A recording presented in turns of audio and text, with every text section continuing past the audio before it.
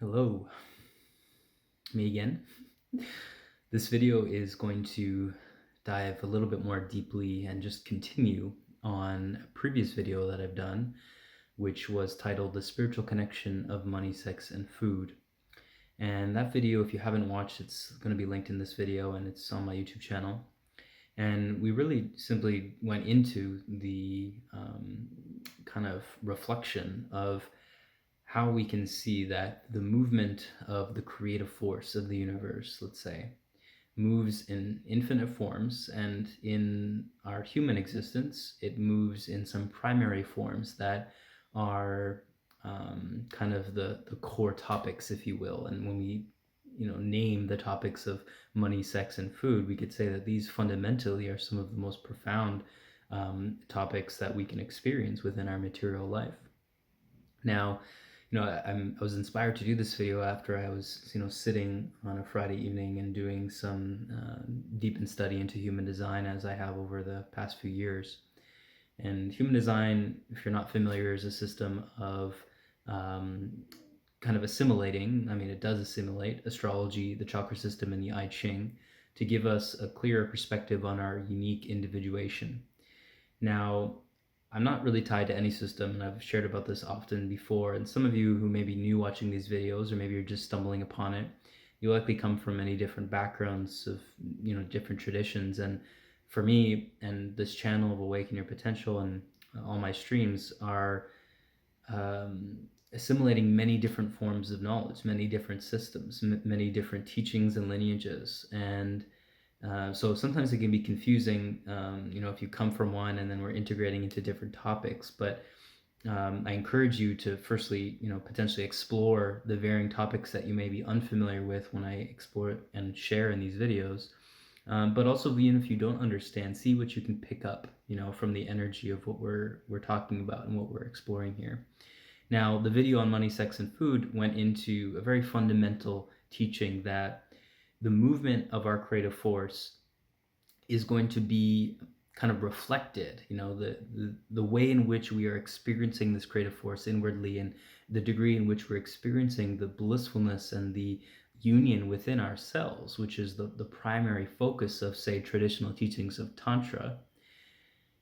And seeing how is that energy moving, cycling, and assimilating within ourselves so that we experience the unification of our own elemental energy, our own masculine, feminine energy, and the many other energies that we kind of engage in. But at the core, this creative force that moves through all of the universe, and it manifests all of the universe and all of the appearing sensations and experiences that are infinite in every direction.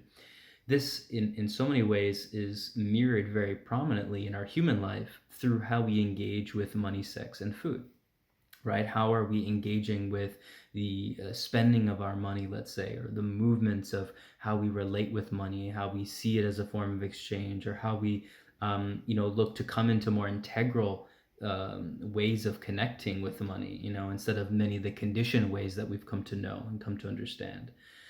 Likewise with food, how do we understand the different ways and the different dimensions of the food experience, and how the revealing of, say, the breatharian community, and many of you know me or have heard me share about these topics before.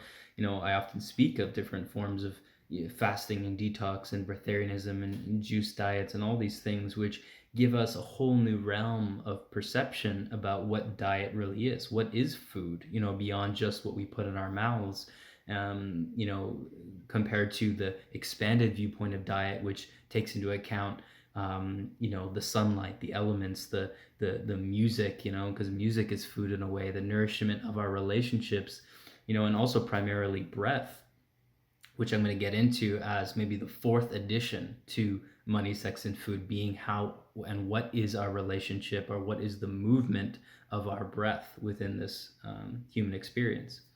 So food is obviously a big one, and how we relate with the ways in which we engage with food, and the ways in which we engage with our creative or emotional energy in relation to food, and in relation to maybe suppressing emotions at times, or using it as a means to deepen our relationship with source, through a deep, loving, and nourishing meal. There's many different dimensions to this, and I covered this in many different videos, and I've also covered this in that previous video that I would really recommend to watch. And the last piece, which we covered, that I'm just summarizing here, is of course the topic of sex, which on my path, going in periods of a lot of sex and a lot of engagement with that, and a lot of engagement with the different energies of sexual movements, of tantric practices, and all of these different things.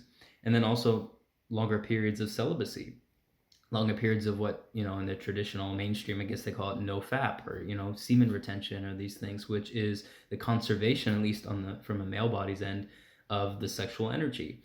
And from both a male and female end, the withdrawal of orgasm, or the withdrawal of any sort of sexual interaction with, any other being. This is again, another viewpoint on how we come to a more balanced connection and directing of our creative or sexual force, right? Understanding the immensity of what it means to unite with someone, within the sex act, let's say, or to spill the semen, or to release the orgasmic energy in both the male and female body. How does that move, and how is that being cultivated? How is this being not used, but more so, how's it being directed in a conscious and intentional way? This becomes an interesting topic, as well, when we look at all of these different dimensions of our experience, which none of these in particular are dependent, or awakening in truth is not dependent on any of these energies in particular. You could be having sex or not and still awaken. You could be eating a lot or eating meat or not and still awaken. You can, be spending all your money and being, frivolous with your cash, or not, and you can still awaken. Awakening to the truth, as I mentioned in my enlightenment video, which was about, what is enlightenment and these different elements, we're speaking about the vertical and the horizontal dimensions to the experience of enlightenment. So this conversation is much more about the horizontal dimension, and how we recognize that realizing the truth, on the vertical dimension, this is highly simplified, but it gives a very nice picture of our understanding that to realize the truth has really no dependence on any of the habits. And even if we're a good person or moral or any of these things, it has nothing really to do with that. It has to do with us realizing the nature of the absolute source, the essential source that makes up everything, the infinity of infinity. It is a very interesting thing, but it's what all spiritual traditions have generally, very much focused and pointed on. But then when we speak of the horizontal dimension of awakening, we're speaking of the embodiment, coming into, more ethical ways of being, coming into how do we care for this body, how do we care for the well-being of ourselves and the tribe or the collective, whatever we're more predisposed to. It comes into, recognizing our individuality, not just from maybe a human design perspective, which looks at the individual unique expression of who we are, but also coming into, the expansiveness of our varying dimensions of our anatomy, our light body structure, our crystal body structure, coming into our true storyline, meaning what are our past lives? Where did we come from? Maybe we're coming from a different place in the universe. Maybe we have connections to other beings and things that we generally were not predisposed to, or thinking about. So again, these things are not dependent, or awakening is not dependent on understanding or knowing these things. But depending on our journey and how it unfolds, we may naturally be brought into these perspectives and brought into, looking to have more of an understanding with ourselves by recollecting a past life and feeling the healing of a certain trauma or energy that manifests in this life because of that. That can be extremely empowering, and is a part of the integration or embodiment or horizontal awakening process.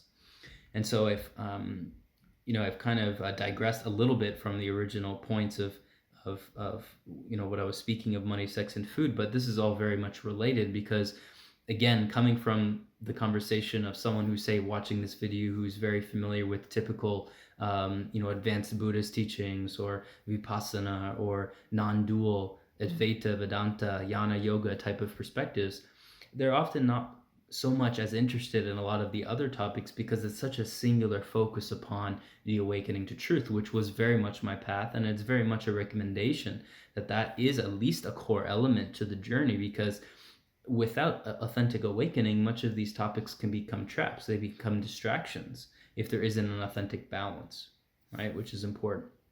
Now, so I'm studying this tonight about in human design, specifically on the 1949 channel. So if you don't have a human design chart, you can go get it somewhere. There's everywhere on the internet. And if you do have a chart, maybe you have this channel. I know I do. And 1949 channel is just a specific energy circuit which manifests as the individual within the tribe that will determine where resources go, who gets what, why they get it, and this type of thing. It's a natural responsibility that may manifest with someone with this tribe, with this channel or this energy.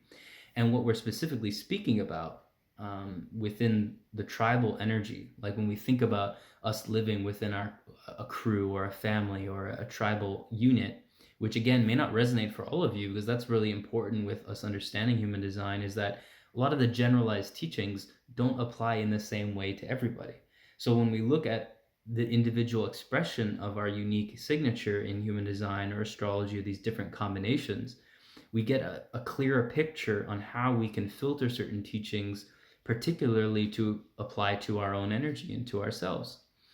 So when we're speaking of this channel in particular, and then coming back to like what are the resources of the tribe and within our own life, what are the core resources of ourselves, we really are speaking of this core creative emotional energy that primarily manifests in the relationships of sex, food, and in human design's case, particularly speaking about sex, food, and breath, right? Which, as I mentioned, breath is kind of the fourth addition to the original topic that include also money.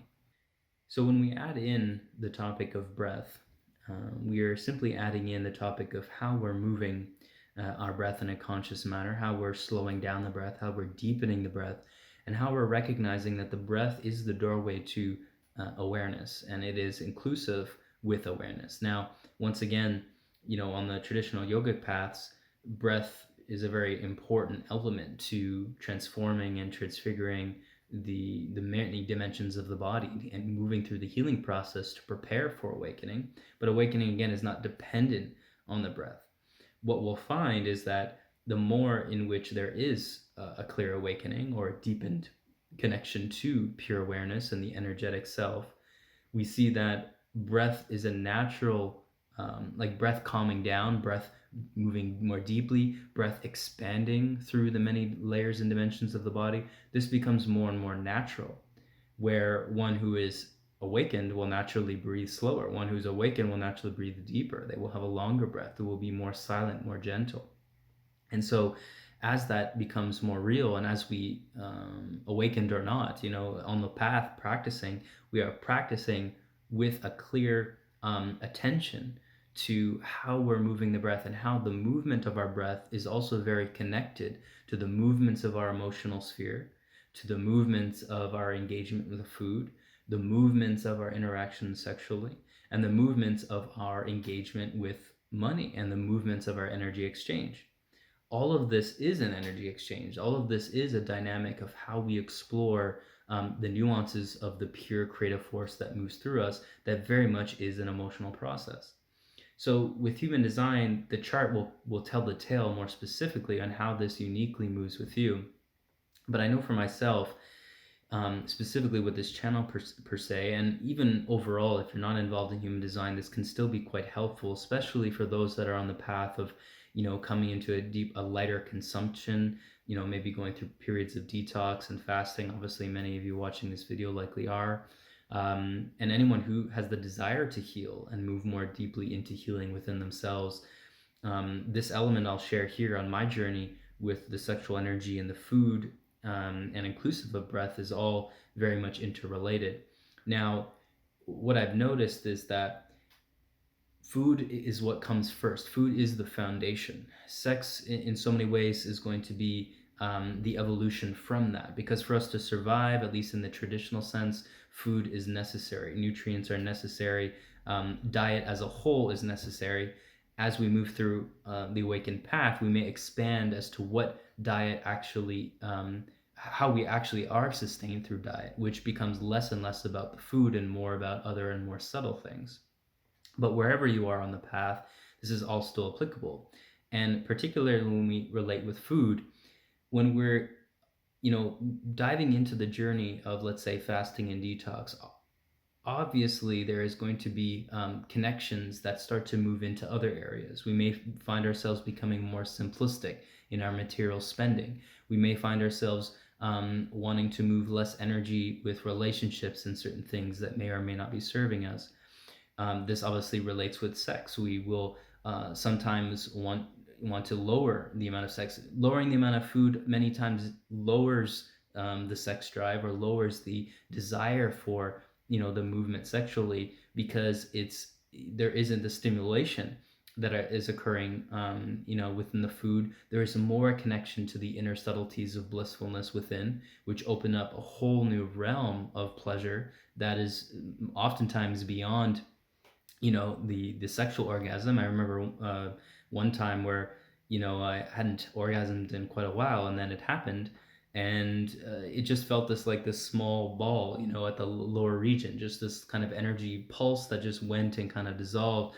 But yet there's this perpetual kind of heart orgasm and brain orgasm that I generally feel almost every day, that I've shared about often, that, is so far superior and far more constant and consistent than just the kind of lower sense of orgasm. Now, of course, we can learn to connect all of these, but the more we're connected to a consistent sense of that blissfulness, we'll find that often these other forms of pleasure that we may have found to be really interesting at a certain point, as I mentioned, like things like psychedelics or sexual, orgasm and these things, we see them for what they are. We don't see them as important, let's say, as, abiding in this pure consciousness, pure source, pure absolute state of, non-dual consciousness or non-dual awareness.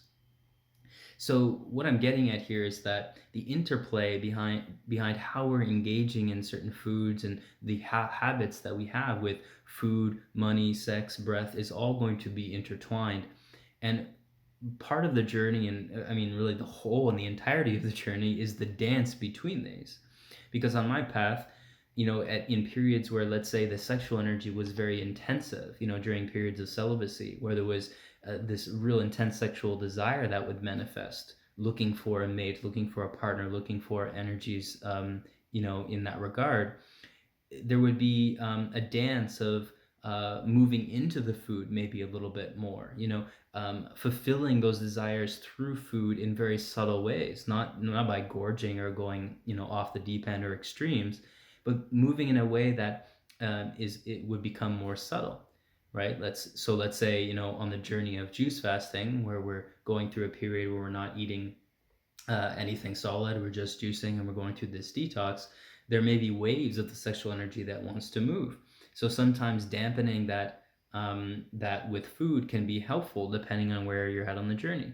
And then even more deeply from that, connecting into the breath. If we go into the breath more deeply, if we move this energy more expansively through our being, in the various types of breathing patterns that we can utilize, again, this helps move the energy. It helps kind of siphon and direct the energy. Even our creative pursuits, which many times connects to money because it has to do with our professional endeavors and projects and things, but our ability to move our creative force in a direction that is supportive, right, to the movement of this energy. It's like we're draining the well and we're moving it into a different direction. We're keeping things kind of in that cyclical and that movement and that rhythmic fashion. This is very much applicable to any aspect of the quest, any aspect of our life, really, because, oftentimes I'll see it in people I'm working and even in my own path, where if there was too much of a focus on a certain aspect of the journey, where life may naturally be moving you into a different phase or in a different rhythm or a different type of practice, if we're not aware, or if we're not cognizant of the movements of these rhythms, then we can get caught in specific practices that we think are really beneficial, or we think we have to be doing, but they may actually not be moving us anywhere. Anything will be naturally supportive to a certain degree, But if we're feeling that resistance, we have to be able to move with the rhythm, move with the wave, move with the river, you know, and move with the path of least resistance. This is always what's going to be most important. So really what I'm getting at is kind of understanding the dance and the nuanced nature, not being so rigid with this journey, and really just sharing my process and my engagements with this. You know, in my one-on-one programs and in this Awaken to Freedom course that I've recently launched, we really get into the details individually of how this is working and how there can be shifts and changes depending on certain practices or perspectives or tools that can support in how we're navigating this journey, you know, like what is correct at a certain period, and really only we're going to know at the core. But you know, guidance and tools and resources are always going to be helpful. And so, you know, those interested can send me a message. But I feel that's good for now, you know, really covering this topic of food, sex, breath, money. It's very inspired by the study of human design that I got into tonight, which, you know, is a beautiful thing to explore. All the different systems and teachings that I share, I mean, I view them to be kind of cream of the crop, but cream of the crop is very subjective depending on where you're at. At the same time, you know, I've gone through many different teachings, many different systems, many different tools, and you know, there's just some that really have stood the test of time, let's say, and stood the test of my own scrutiny and discernment. You know, so yeah, dear love to you on this fine evening. I don't know when you'll be seeing this video, but Instagram, Facebook, YouTube, that's where I'm at. ayp.life is where you can connect with all types of resources and connect with me for sessions and this new course that's just launched as we step towards 2021. But yeah, deep love.